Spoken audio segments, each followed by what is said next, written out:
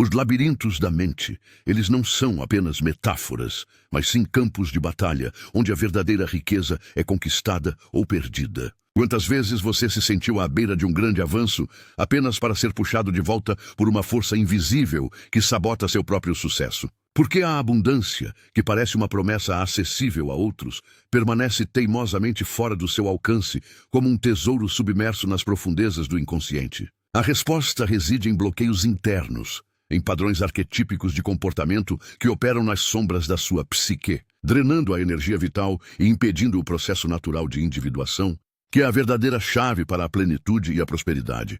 Nós somos, na essência, seres em busca da totalidade. Carl Jung nos ensinou que a vida não se trata de evitar a dor, mas de integrar o que está oculto. A riqueza que procuramos não é um objeto externo, mas sim o transbordar de uma psique que se tornou integral. Para Jung, a estagnação e a escassez são sintomas de um self fragmentado, onde a persona, a máscara social, se distanciou da sombra, o repositório de tudo que negamos em nós, e do self, o centro ordenador da personalidade. A prosperidade, em termos junguianos, é o resultado direto da sincronicidade, um alinhamento significativo entre o mundo interno e o externo, que só se manifesta quando o indivíduo está em harmonia com seu propósito mais profundo. É como a alquimia da alma, onde o chumbo da neurose e da escassez é transmutado no ouro da vida plena. O caminho para destravar essa abundância, então, exige um mergulho corajoso nas águas da sombra, confrontando os sabotadores internos que se disfarçam de virtudes e medos.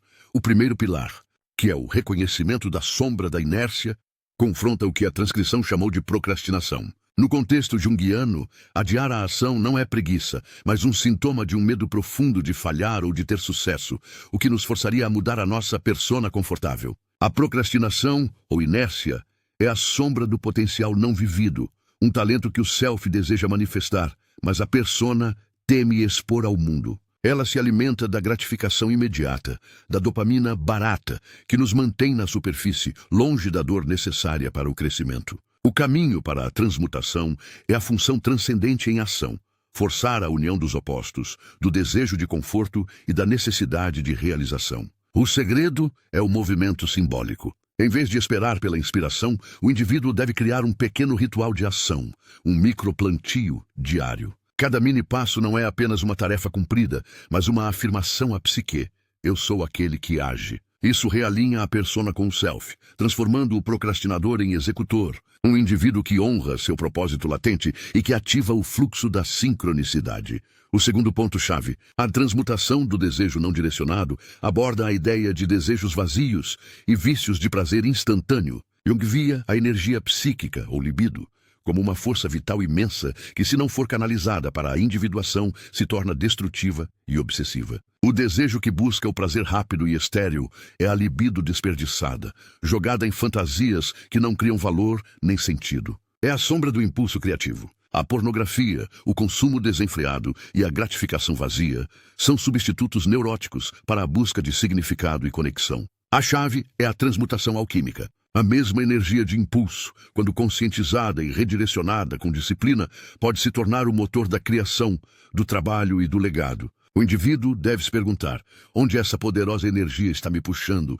e para onde o meu self deseja que ela vá? Ao investir essa força em projetos de valor, estudo ou na construção de relacionamentos autênticos, a libido é elevada, deixando de ser um vício de curto prazo para se tornar um investimento no self e na colheita da vida.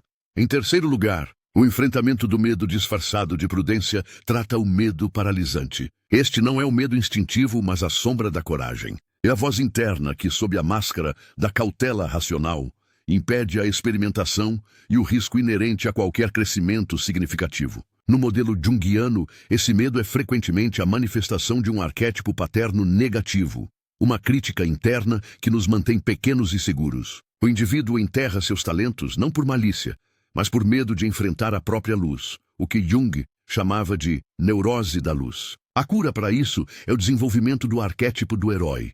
O indivíduo precisa mapear o pior cenário realista, o que de fato pode acontecer, para desinflar a fantasia catastrófica. A sincronicidade não opera para quem se esconde. É preciso agir apesar do medo, dando o primeiro passo simbólico. A fé, neste contexto, é a função transcendente operando.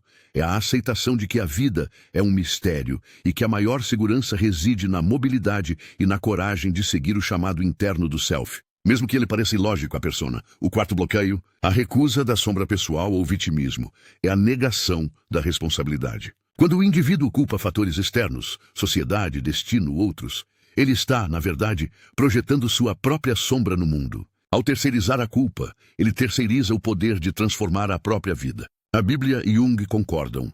O indivíduo é chamado a ser um herdeiro, um realizador, não uma vítima. O vitimismo é um refúgio neurótico que oferece atenção imediata, mas cobra a individuação. A chave para a transmutação é a responsabilidade total.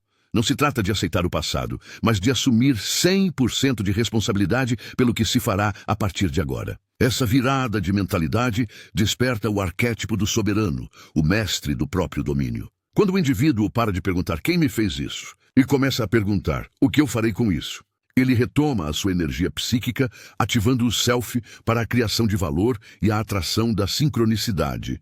Finalmente, o quinto ponto, o encolhimento do ego pelo serviço, lida com o que foi chamado de egocentrismo e ingratidão. O egocentrismo é a persona hipertrofiada, que busca validação e acumulação vazia, ignorando a necessidade de conexão e serviço. A prosperidade, em termos junguianos, é um fenômeno de fluxo, não de retenção. Ela é o resultado do valor que o self do indivíduo entrega ao mundo. O egocêntrico está isolado, preso na ilusão de que vencerá sozinho. A ingratidão, por sua vez, é um bloqueador de fluxo. Ela treina a mente a focar no que falta, desativando o sistema de ativação reticular para as oportunidades e os frutos já existentes. A cura é a ativação do arquétipo do servidor e a gratidão intencional. Ao focar no valor que pode ser gerado, serviço, e no que já existe, gratidão, o indivíduo realinha a sua energia para a multiplicação. O serviço não é sacrifício, mas a forma mais eficaz de plantar.